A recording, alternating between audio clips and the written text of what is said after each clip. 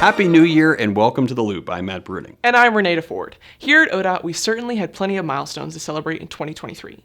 So let's take a look back at some of them. I guess we should start off with you coming on board The Loop, Renee. It's great to have you here. I need a little fireworks, poppers, streamers. Thank you. Yeah. The year started off with a major announcement on the Brent Spence Bridge corridor project. President Joe Biden joined Ohio Governor Mike DeWine, Kentucky Governor Andy Beshear, and other dignitaries to announce a $1.6 billion grant to help fund the massive project. Throughout the years, good times and bad, when you ask the Cincinnati Chamber of Commerce and when you ask the business community, what's your number one priority in Cincinnati? They came back every single time and said, this bridge. In July, the joint venture of Walsh Kokosing was named as the primary contractor to build the $3.6 billion project. Learn more and follow the progress of the project at BrentSpenceBridgeCorridor.com. This year, distracted driving became a primary offense in Ohio. The law took effect in April and enforcement began in October. It's already making a difference with digital analytics showing a decline in cell phone use while driving. You can learn more at phonesdown.ohio.gov. Ohio's construction program was a record.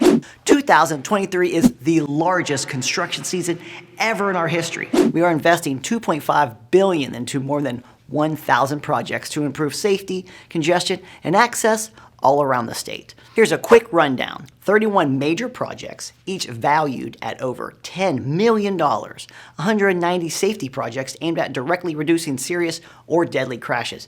I hope that means more roundabouts, so get ready, Ohio. More than 5,700 miles of pavement will be upgraded to ensure a smooth ride. And if you have Jefferophobia, that's right, then you'll be happy to know that 823 bridges will be repaired or replaced. Thanks, Dave. We hope to see the who knew a lot more in 2024. Absolutely. And weather obviously plays a big role in what we do at ODOT.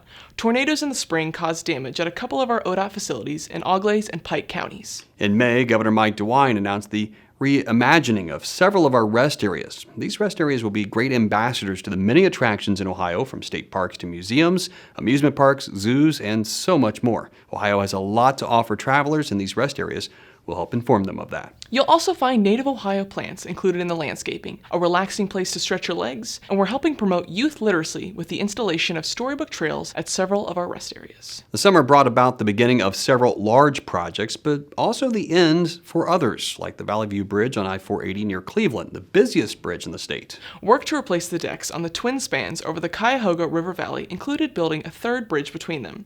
The entire project took 7 years to complete. We also wrapped up a decade-long major reinvestment into I-75 in Northwest Ohio. In total, the projects add up to $1.1 billion for the corridor. The first projects launched in the Lima area back in 2012. ODOT invests a lot to make travel safer, not just for vehicles, but active transportation. And it isn't just in our urban centers. This year, we met Barb Lindsay, who lives in Athens County. Her declining sight was forcing her to avoid crossing the street near her home, but ODOT had a solution. The district's first accessible pedestrian signals, or APS, installed by the district's traffic department.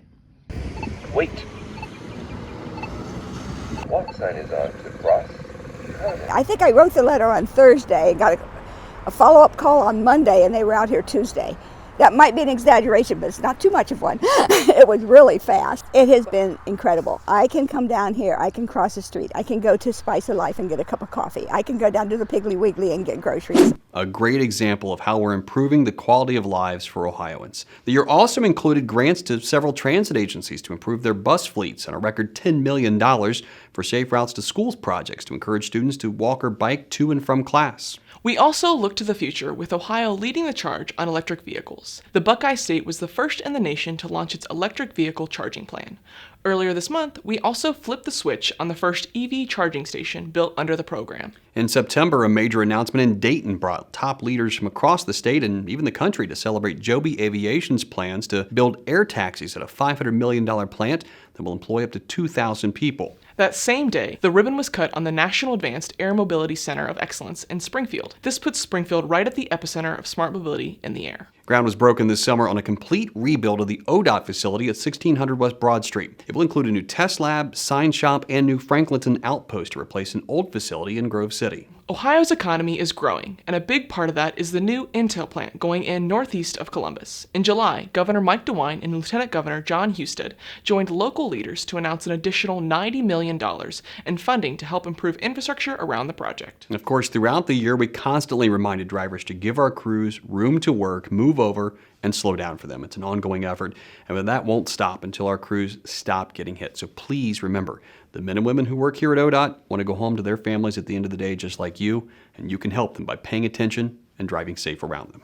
This year was a busy one, but 2024 looks to be full of exciting opportunities too. Here at ODOT, we'll keep working hard to fulfill our mission of providing a transportation system that is safe, accessible, well-maintained, and positioned for the future. That's right. Get more ODOT news online at transportation.ohio.gov. Follow us on social media, and keep sending those great story ideas and feedback to loop@dot.ohio.gov. And now, you're in the last loop of 2023.